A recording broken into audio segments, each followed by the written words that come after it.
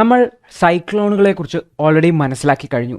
ഇനി നമ്മൾ പഠിക്കാൻ വേണ്ടി പോകുന്ന ഇടിമിന്നലോട് കൂടിയ മഴയെക്കുറിച്ചും പിന്നെ സൈക്ലോണിനെ പോലെ തന്നെ അമേരിക്കയിലും മറ്റു കാണുന്ന ടൊർണാഡോസ് എന്ന് വിളിക്കുന്ന തരത്തിലുള്ള ചുഴലിക്കാറ്റുകളെക്കുറിച്ചുമാണ് പഠിക്കാൻ വേണ്ടി പോകുന്നത്. അപ്പോൾ നമുക്ക് ഇടിമിന്നലോട് കൂടിയ മഴ നമ്മുടെ നാട്ടിൽ വളരെ കോമൺ ആണ്.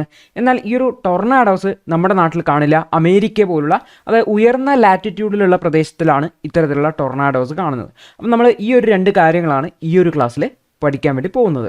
അപ്പോൾ നമ്മുടെ ലേണേഴ്സ് എന്ന് പറയുന്ന ആപ്പിനെ കുറിച്ച് നിങ്ങൾ അറിഞ്ഞിട്ടുണ്ടാവും. അപ്പോൾ ഈ ഒരു ആപ്പിൽ ഈ ഒരു ക്ലാസ്സും അതുപോലെ തന്നെ നമ്മുടെ ഈ ഒരു PDF നോട്ടും സ്ലൈഡുകളും ഒക്കെ ലഭിക്കുന്നുണ്ട് ഒരു നോമിനൽ റേറ്റിൽ.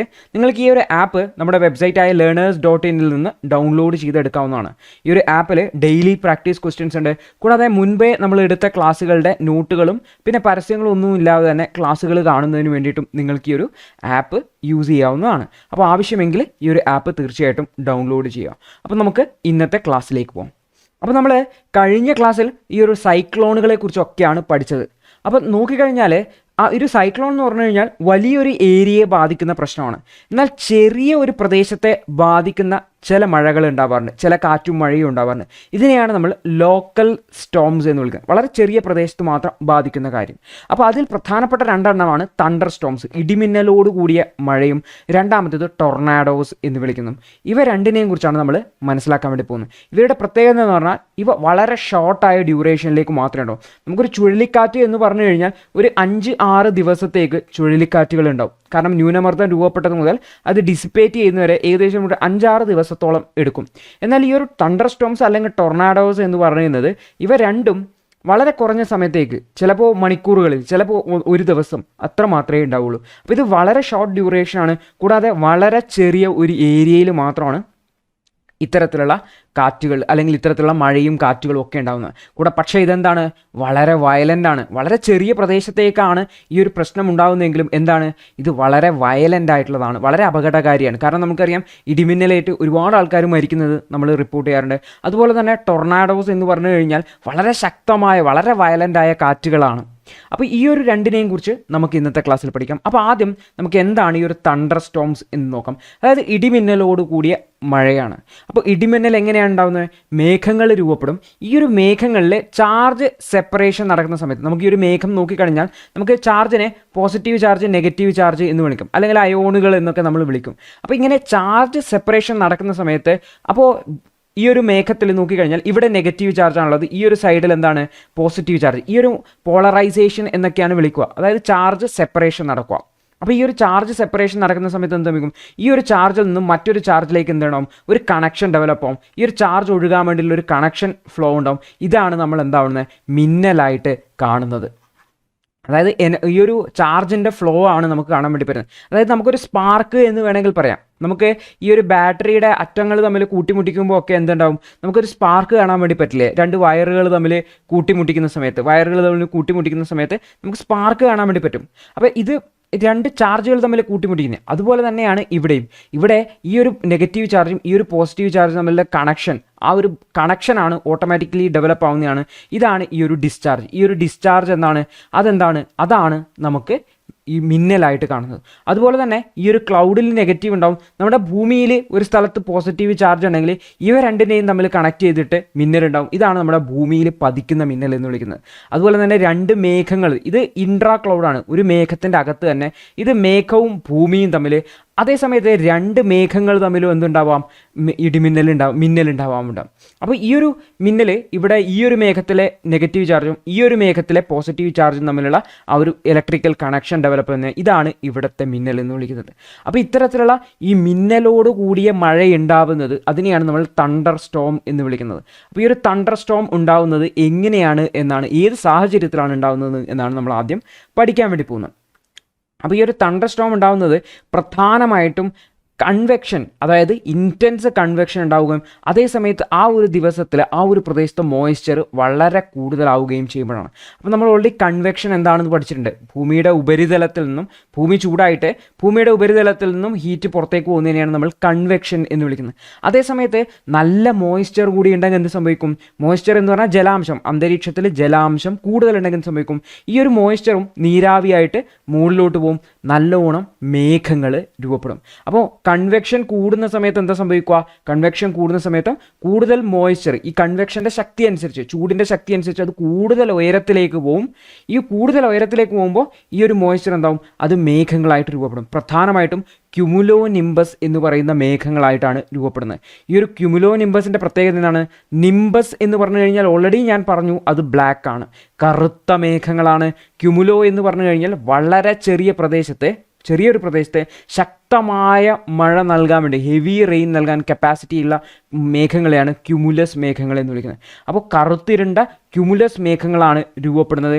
ഇത്തരത്തിലുള്ള മേഘങ്ങളിൽ ഈ ഒരു ചാർജ് സെപ്പറേഷൻ നടക്കുകയും അത് ലൈറ്റനിങ്ങിന് കാരണമാവുകയും ചെയ്യും. അപ്പോൾ മേഘങ്ങൾ ഓൾറെഡി ഉണ്ട്, ഈ ഒരു മേഘങ്ങൾ കറുത്തിരുണ്ട മേഘങ്ങളാണ്. അപ്പോൾ എന്താ സംഭവിക്കുക? സ്വാഭാവികമായിട്ട് ഹെവി റെയിൻ ഉണ്ടാവും, നല്ല ശക്തമായ മഴയുണ്ടാവും. കൂടാതെ ഇതിൽ ചാർജ് സെപ്പറേഷൻ നടന്നിട്ട് എന്തുണ്ടാവും? ഇങ്ങനത്തുള്ള ലൈറ്റ്നിങ് അല്ലെങ്കിൽ ഈ ഒരു ഇടിമിന്നൽ ഉണ്ടാവുകയും ചെയ്യും. അപ്പോൾ ഇതാണ് നമ്മുടെ ഈ ഒരു തണ്ടർ സ്റ്റോംസ് എന്ന് വിളിക്കുന്നത്. തണ്ടർ സ്റ്റോംസ് എപ്പോഴാണ് രൂപപ്പെടുന്നത്? ആ ഒരു സാഹചര്യമാണ് നമ്മൾ പ്രധാനമായിട്ടും ഓർത്ത് വെക്കേണ്ടത്. ഏത് സാഹചര്യത്തിലാണ് തണ്ടർ സ്റ്റോം രൂപപ്പെടുന്നത്? അതായത് കൺവെക്ഷൻ ഭയങ്കരമായിട്ട് കൂടുമ്പോഴാണ്, കൺവെക്ഷൻ ഹൈ ആവുമ്പോഴാണ്. ഇത് എപ്പോഴാണ് ഉണ്ടാവുക? ഒന്ന് ഹോട്ട് ഡേ ആയിരിക്കണം, ഹോട്ട് ഡേ, ചൂടുള്ള ദിവസമായിരിക്കണം. രണ്ടാമത്തത് അതിൽ നല്ല മോയ്സ്ചർ, അന്തരീക്ഷത്തിൽ നല്ല മോയ്സ്ചർ എമൗണ്ട് അല്ലെങ്കിൽ അന്തരീക്ഷത്തിൽ ജലാംശത്തിൻ്റെ അളവ് വളരെ കൂടുതലായിരിക്കണം. അങ്ങനെയാണെങ്കിൽ മാത്രമേ ഒരുപാട് മേഘങ്ങൾ രൂപപ്പെടുള്ളൂ. ആ ഒരുപാട് മേഘങ്ങളിൽ നിന്നും ശക്തമായൊരു മഴ ഇടിമിന്നലോട് കൂടിയിട്ട് ഉണ്ടാവുകയും ചെയ്യുകയുള്ളൂ. ഇനി ഒരു പ്രത്യേക സാഹചര്യം വിചാരിച്ചു നോക്കിയേ. ഈ മേഘം കൺവെക്ഷൻ്റെ ശക്തി കാരണം ഈ ഒരു മേഘം മുകളിലോട്ട് പോകുമ്പോൾ നമുക്കറിയാം ഭൂമിയുടെ ഉപരിതലത്തിൽ നിന്ന് മുകളിലോട്ട് പോകുന്ന സമയത്ത് എന്താവും? താപനില കുറയുന്നത്. അപ്പോൾ ഒരു ഫ്രീസിങ് ലെവലുണ്ട്. അതായത് ഈ ഒരു നമ്മുടെ മേലോട്ട് പോകുന്ന നീരാവി ജലാംശമായിട്ട് മാറിയിട്ട് അത് മഴയായിട്ട് താഴോട്ട് വരികയാണ്. പക്ഷേ ഈ ഒരു കൺവെക്ഷൻ്റെ ശക്തി ഭയങ്കര കൂടുതലായിട്ട് ഈ ഒരു ജലാംശം, ഈ നീരാവിയായിട്ട് പോകുന്ന ജലാംശം ഈ ഒരു ഫ്രീസിങ് ലെവൽ, അതായത് തണുക്കുന്ന, അതായത് നമ്മുടെ ഐസ് ആവുന്ന ടെമ്പറേച്ചറിനെ കാട്ടിയും താഴ്ന്നിട്ട് മുകളിലോട്ട് പോയി എന്നിരിക്കും. അതായത് ഐസാവുന്ന ടെമ്പറേച്ചർ ഇവിടെയാണ്, അതിൻ്റെ മുകളിലോട്ട് പോയി എന്നിരിക്കും. അപ്പോൾ എന്താ സംഭവിക്കുക? ഈ നീരാവി അതിലുള്ള ജലാംശം എന്തായിട്ട് മാറും? ഐസായിട്ട് മാറും. ഇത്തരത്തിൽ ഐസായിട്ട് റെയിൻ ഡ്രോപ്സ്, മുകളിലോട്ട് പോകുന്ന റെയിൻ ഡ്രോപ്സ് ഈ ഒരു ഫ്രീസിങ് ലെവൽ കഴിഞ്ഞു കഴിഞ്ഞാൽ അതെന്തായി മാറും? ജലാംശം ഐസായിട്ട് മാറും. ഈ ഒരു ഐസായി മാറുന്നതിനെയാണ് നമ്മൾ ഹെയിൽ എന്ന് വിളിക്കുന്നത്. അപ്പോൾ ഈ ഒരു ഐസ് എന്താവും? അത് മെല്ലെ വലുതായി വന്നിട്ട് എന്ത് സംഭവിക്കും? അത് വലിയ ഐസ് കഷ്ണങ്ങളായിട്ട്, അല്ലെങ്കിൽ ആലിപ്പഴം പോലെ ആയിട്ട് എന്താവും? അത് നേരെ താഴോട്ട് പതിക്കും. അപ്പോൾ എന്താ സംഭവിക്കുക? ഇതിന് വെയിറ്റ് കൂടിയിട്ട് ഇത് വലുതായിട്ട് ഇത് താഴോട്ട് പതിക്കും. അപ്പോൾ എന്താ സംഭവിക്കുക? ഈ ഒരു ദിവസങ്ങളിൽ തന്നെ, അതായത് ഈ കൺവെക്ഷൻ റേറ്റ് ഭയങ്കര കൂടുതലായെങ്കിൽ മാത്രമേ, കൺവെക്ഷൻ്റെ കപ്പാസിറ്റി അല്ലെങ്കിൽ അത്രയും ഭൂമി ചൂടായിട്ടുണ്ടെങ്കിൽ മാത്രമേ ഇതിന് അത്രയും മുകളിലോട്ട് പോകാനുള്ള ഒരു കപ്പാസിറ്റി കിട്ടുള്ളൂ. പക്ഷെ എന്താണ്? അത്രയും മുകളിലോട്ട് പോകുന്ന സമയത്ത് എന്താണ് സംഭവിക്കുക? ഹെയിൽ സ്റ്റോം ആണ് ഉണ്ടാവുക. ഹെയിൽ സ്റ്റോം എന്ന് പറഞ്ഞു കഴിഞ്ഞാൽ അതായത് മഞ്ഞ് കട്ടകളാണ്, അതായത് തണുത്തുറഞ്ഞ മഞ്ഞിൻ്റെ കട്ടകളാണ് താഴോട്ട് പോവുക. അപ്പോൾ ഇൻ കേസ് നമ്മൾ ഓൾറെഡി പറഞ്ഞു, ഈ ഒരു മഴയുണ്ടാവുന്നത്, തണ്ടർ സ്റ്റോം ഉണ്ടാവാനുള്ള കണ്ടീഷൻ എന്താണ്? അവിടെ നല്ല കൺവെക്ഷൻ വേണം, അതായത് ഹോട്ട് ഡേ ആയിരിക്കണം, കൂടാതെ നല്ല മോയ്സ്ചറും വേണം. അപ്പോൾ ഈ ഒരു ഹോട്ട് ഡേയും മോയ്സ്ചറും ഉണ്ടാകുമ്പോൾ രണ്ട് സാഹചര്യങ്ങൾ ഉണ്ടാവാം. എങ്ങനെയാണ്? ഒന്ന്, കൺവെക്ഷൻ റേറ്റ് കുറച്ച് കുറവാണെങ്കിൽ ഇത് കുറച്ച് മുകളിലോട്ട് പോയി ഇവിടെ എത്തുമ്പോൾ തന്നെ ഇത് വെള്ളത്തുള്ളിയായി മാറി, എന്നിട്ട് അത് മഴയായിട്ട് പെയ്തു. ഓക്കെ, നമുക്ക് തണ്ടർ സ്റ്റോമും ലൈറ്റ്നിങ്ങും എല്ലാം കൂടി ഉണ്ടാവും. അപ്പോൾ നല്ലൊരു മഴയുണ്ടാവും. എന്നാൽ ഈ ഒരു കൺവെക്ഷൻ്റെ റേറ്റ് കുറച്ചുകൂടി കൂടുതലാണെങ്കിൽ സംഭവിക്കും, ഇത് ഈ ഒരു ഫ്രീസിങ് പോയിന്റ് കടന്ന് മുകളിലോട്ട് പോകും, അവിടെ പോയിട്ട് അത് ഐസ് ആയിട്ട് മാറും. ഈ ഒരു ഐസാണ് വലുതായിട്ട് താഴോട്ട് വീഴുക. അപ്പോൾ ഐസ് പറക്കി എറിയുന്നത് പോലെയാണ് ഉണ്ടാവുക. ഓക്കെ, അത് കുറച്ച് താഴോട്ട് വരുമ്പോൾ അത് കുറച്ച് വെള്ളമായിട്ട് മാറുന്ന ഒരു സാഹചര്യം ഉണ്ടാവും. ഐസ് കുറച്ച് താഴോട്ട് വരുമ്പോൾ എന്ത് സംഭവിക്കും? ഐസ് ഇങ്ങനെ താഴോട്ട് വരുമ്പോൾ കുറച്ച് ഐസുകളൊക്കെ എന്താവും? അത് കുറച്ച് വെള്ളമായിട്ട് മാറും. അപ്പോൾ അത് മഴയായിട്ട് രൂപപ്പെടും. അതിൻ്റെ ഇടയിൽ ഇത്തരത്തിലുള്ള വലിയ ഐസ് കട്ടകൾ, പൂർണ്ണമായിട്ടും വെള്ളമായി മാറാത്ത ഐസ് കട്ടകൾ നമ്മുടെ തലയിലേക്ക് വന്ന് വീഴുകയും ചെയ്യും. ഓക്കെ, അപ്പോൾ ഇതാണ് രണ്ട് കേസ്. ഇനിയൊരു സാഹചര്യം വിചാരിച്ചോക്കെ, അതൊരു മരുഭൂമി പോലുള്ള ഒരു പ്രദേശത്താണെന്ന് വിചാരിച്ചോ. അപ്പോൾ എന്തായി? അവിടെ കൺവെക്ഷൻ ഭയങ്കര കൂടുതലാണ്, അതായത് ഹോട്ട് ഉണ്ട്, പക്ഷെ മോയ്സ്ചർ എന്താണ്? മോയ്സ്ചർ ലോ ആണ്, അല്ലെങ്കിൽ മോയ്സ്ചർ ഇല്ല, ജലാംശത്തിൻ്റെ അളവില്ല. അപ്പോൾ ഇവിടെ എന്താ സംഭവിക്കുക? ഇവിടെ പൊടി അടങ്ങിയ കാറ്റാണ് ഇങ്ങനെ നല്ല ഉയരത്തിലേക്ക് പോവുക. അപ്പോൾ അവിടെ ഉണ്ടാവുന്ന മഴ, അല്ലെങ്കിൽ ഈ മേളിലോട്ട് പോയിട്ടുണ്ടാവുന്ന കാറ്റ് അല്ലെങ്കിൽ മഴ എന്ന് പറയുന്നത്, ഒരു കാറ്റ് പോലെ ഉണ്ടാവുന്നത്, അത് ഡസ്റ്റ് കൊണ്ടുള്ള സ്റ്റോം ആയിരിക്കും. അതായത് ഈ ഒരു പൊടിക്കാറ്റ് പോലുള്ള സംഭവങ്ങളാണ് ഈ ഒരു പ്രദേശത്ത് ഉണ്ടാവുന്നത്. അപ്പോൾ ഇൻസഫിഷ്യൻറ്റ് മോയ്സ്ചർ, ആവശ്യത്തിന് മോയ്സ്ചർ ഇല്ലെങ്കിൽ, മോയ്സ്ചർ ഉണ്ടാവും പക്ഷേ ആവശ്യത്തിന് മോയ്സ്ചർ ഇല്ലെങ്കിൽ, നല്ല അധികം മോയ്സ്ചർ ഇല്ലെങ്കിൽ, ജലാംശത്തിൻ്റെ അളവില്ലെങ്കിൽ നമുക്കൊരു ഡസ്റ്റ് സ്റ്റോം പോലെയാണ് അത് രൂപപ്പെട്ട് വരിക.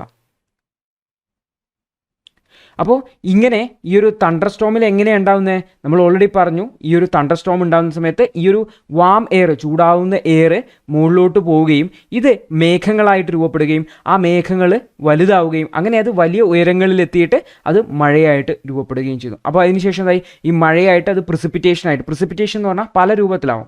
മുകളിൽ നിന്ന് താഴോട്ട് വരുന്ന എല്ലാത്തിനെയും നമ്മൾ പ്രിസിപ്പിറ്റേഷൻ, അത് റെയിൻ ആയിട്ടാവാം, അല്ലെങ്കിൽ സ്നോ ആയിട്ടാവാം, അല്ലെങ്കിൽ ഹെയിലായിട്ടാവാം. അപ്പോൾ ഇതിലേതും ആവാം. അപ്പോൾ ഇത് പ്രിസിപ്പിറ്റേഷനായിട്ട് മഴയായിട്ടോ അല്ലെങ്കിൽ ഹെയിലായിട്ടോ പ്രധാനമായിട്ടും താഴോട്ട് വരും. അപ്പോൾ ഇത് താഴോട്ട് വരുന്ന സമയത്ത് എന്താകും? ഈ ചൂടായ വായു മുകളിലോട്ട് പോയി അത് താഴോട്ട് വരുന്ന സമയത്ത് അത് വീണ്ടും ഭൂമിയെ തണുപ്പിക്കുന്നത്. കാരണം മഴ പെയ്യുന്ന സമയത്ത് വീണ്ടും തണുക്കുമല്ലോ ഭൂമി. അപ്പോൾ ഭൂമിയെ വീണ്ടും തണുപ്പിക്കുന്നതായിട്ടാണ് നമുക്ക് കാണാൻ വേണ്ടി പറ്റുക. അതായത് നമ്മൾ നോക്കിക്കഴിഞ്ഞാൽ ഭൂമി ഓവറായിട്ട് ഹീറ്റായി കഴിഞ്ഞാൽ, ഇവിടെ ശ്രദ്ധിക്കേണ്ട കാര്യം എന്ന് വെച്ചാൽ ഭൂമി അധികമായിട്ട് ചൂടായി കഴിഞ്ഞാൽ എന്താണ്? അധികം കൺവെക്ഷൻ ഉണ്ടാവുക.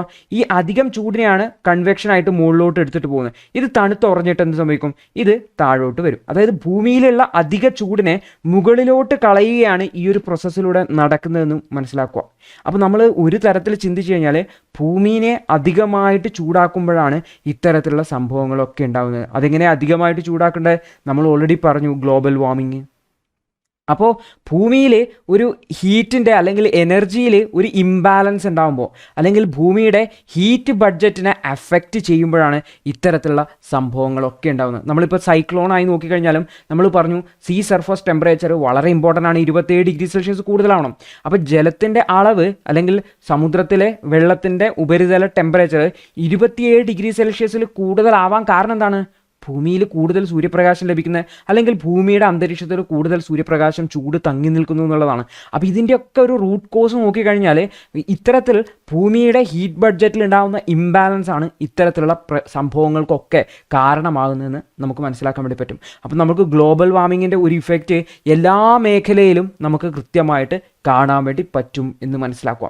അപ്പോൾ ഇതാണ് നമ്മൾ ഈ ഒരു തണ്ടർ സ്റ്റോമിനെ കുറിച്ച് അറിഞ്ഞു വയ്ക്കേണ്ടതായിട്ടുള്ളത്.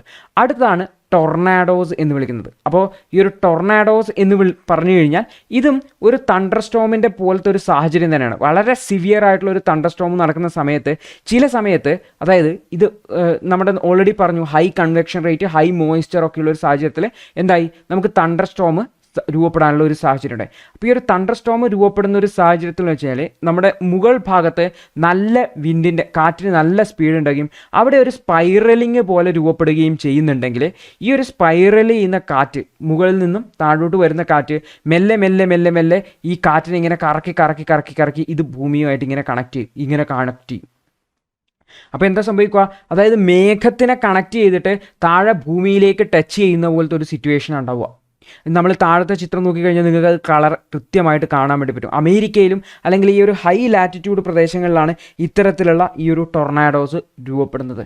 അപ്പോൾ ഇത് നോക്കിക്കഴിഞ്ഞാൽ എന്താ സംഭവം? അതായത് തണ്ടർ സ്റ്റോം രൂപപ്പെടുന്ന അതേ സാഹചര്യം തന്നെ, അതായത് high convection rate, high hot temperature, high moisture. ഈ ഒരു സമയത്ത് മേഘങ്ങൾ രൂപപ്പെടും. പക്ഷെ അവിടെ ഒരു പ്രത്യേക സാഹചര്യമാണ്. ഈ ഒരു മുകൾ ഭാഗത്ത് മേഘങ്ങളുടെ സ്ഥലത്ത് വേഗത കൂടുതലും താഴ്ഭാഗത്ത് വേഗത കുറയും ചെയ്യുന്ന ഒരു സാഹചര്യത്തിൽ ഹൊറിസോണ്ടൽ വിൻഡ്, നമ്മൾ ഓൾറെഡി പറഞ്ഞു ഇത്തരത്തിലുള്ളൊരു കോളം രൂപപ്പെടണമെങ്കിൽ എന്ത് സംഭവിക്കണം?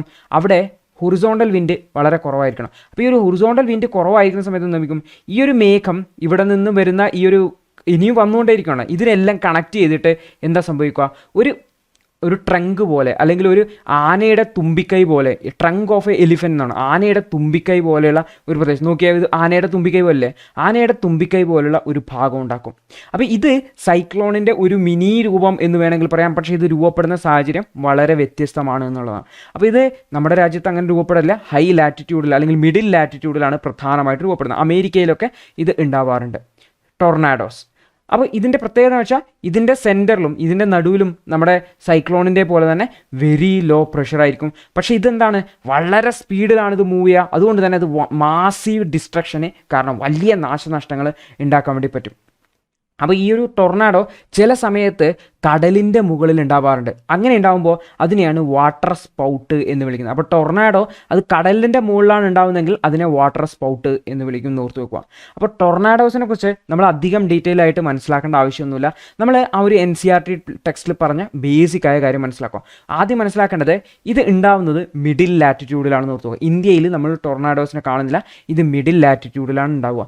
ഈ ടൊർണാഡോസ് രൂപപ്പെടാനുള്ള ഒരു പ്രത്യേക സാഹചര്യം വേണം. ആ ഒരു പ്രത്യേക സാഹചര്യം എന്ന് വെച്ചാൽ ഒന്ന് തണ്ടർസ്റ്റോം രൂപപ്പെടാനുള്ള അതേ സാഹചര്യം തന്നെ, നമ്മൾ പറഞ്ഞ പോലെ ഹൈ കൺവെക്ഷൻ, ഹൈ മോയ്സ്ചർ. പക്ഷെ അവിടെ ഒന്നുണ്ട്, ഇവിടെ ഈ ഒരു ഹൊറിസോണ്ടൽ വിൻഡ് അത് വളരെ കുറഞ്ഞ സ്പീഡിലായിരിക്കണം. കൂടാതെ മുകളിൽ മേഘത്തിൻ്റെ സ്ഥലത്ത് വിൻഡ് സ്പീഡ് കൂടുതലുമായിരിക്കണം. അപ്പോൾ ഈ ഒരു സാഹചര്യത്തിൽ എന്ത് സംഭവിക്കും? ഇവിടെ എയർ മെല്ലെ കറങ്ങാൻ വേണ്ടി തുടങ്ങും. ഈ ഒരു കറങ്ങിയിട്ട് ഈ മുകളിൽ നിന്ന് താഴ്ന്ന് മുകളിലോട്ട് വരുന്ന എയറിനെ ചുറ്റിപ്പറ്റി ഒരു ട്രങ്ക് പോലെ രൂപപ്പെടുന്ന ഒരു സാഹചര്യമാണ്. ഇങ്ങനെ രൂപപ്പെടുന്നതാണ്. അപ്പോൾ അവിടെ എന്താവും? ശക്തമായ മഴയും ഒക്കെ ഉണ്ടാവും. കൂടാതെ അവിടെ ഈ ഒരു ട്രങ്കിൻ്റെ സെൻറ്റർ പോർഷനിൽ, ടൊർണാഡോയുടെ സെൻറ്റർ പോർഷനിൽ, ഇതിൻ്റെ സെൻറ്റർ പോർഷനിൽ എന്തായിരിക്കും? അവിടെ വളരെ ലോ പ്രഷറാണ്. കൂടാതെ ഇത് ഹൈ സ്പീഡിൽ മൂവ് ചെയ്യുന്നതുകൊണ്ട് മാസീവ് ഡിസ്ട്രക്ഷന് കാരണമാവുകയും. അപ്പോൾ വാട്ടർ സ്പൗട്ട് എന്താണെന്ന് കൂടി നമ്മൾ ഓർത്ത് വെക്കണം. വാട്ടർ സ്പൗട്ട് പറഞ്ഞാൽ ടൊർണാഡോ അത് കടലിൻ്റെ മുകളിലാണ് ഉണ്ടാകുന്നതെങ്കിൽ അതിനെയാണ് വാട്ടർ സ്പൗട്ട് എന്ന് വിളിക്കുന്നതെന്ന് കൂടി ഓർത്ത് വെക്കുക. അപ്പോൾ വാട്ടർ സ്പൗട്ട് പറഞ്ഞാൽ എന്താണ്? അത് ടൊർണാഡോ ആണ്, പക്ഷേ അത് എവിടെയാണ് ഉണ്ടാകുന്നത്?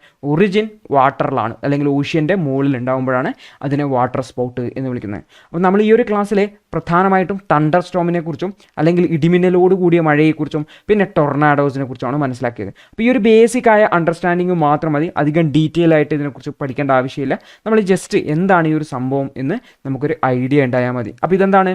ഇത് ലോക്കലാണ്, പക്ഷെ ഇത് വയലൻ്റ് ആണ്, കൂടാതെ ഇത് സിവിയർ ആണ്. അപ്പോൾ ഇത് ഓർത്ത് വെക്കണം. ചെറിയ പ്രദേശത്ത് മാത്രമേ ഉള്ളെങ്കിലും വളരെ ക്രൂഷ്യൽ ആയിട്ടുള്ള, വളരെ ഡാമേജ് ഉണ്ടാക്കാൻ പറ്റുന്ന രണ്ട് സാധനങ്ങളാണ് തണ്ടർ സ്റ്റോംസും ടൊർണാഡോസും എന്നുകൂടി ഓർത്തു വെക്കുക. അപ്പോൾ ഇത്രയുമാണ് നമ്മൾ ഇന്നത്തെ ക്ലാസ്സിൽ പഠിച്ചത്. അപ്പോൾ ഈ ഒരു ക്ലാസ് മനസ്സിലായിട്ടുണ്ടെങ്കിൽ തീർച്ചയായിട്ടും ലൈക്ക് ചെയ്യുക. നിങ്ങളുടെ അഭിപ്രായം താഴെ കമൻറ്റ് രേഖപ്പെടുത്തുക. നിങ്ങളുടെ സുഹൃത്തുക്കളിലേക്ക് ഈ ഒരു വീഡിയോ പരമാവധി ഷെയർ കൂടി ചെയ്യുക. അപ്പോൾ നമുക്ക് അടുത്തൊരു ക്ലാസ്സിൽ കാണാം. അതുവരെ good bye, all the best.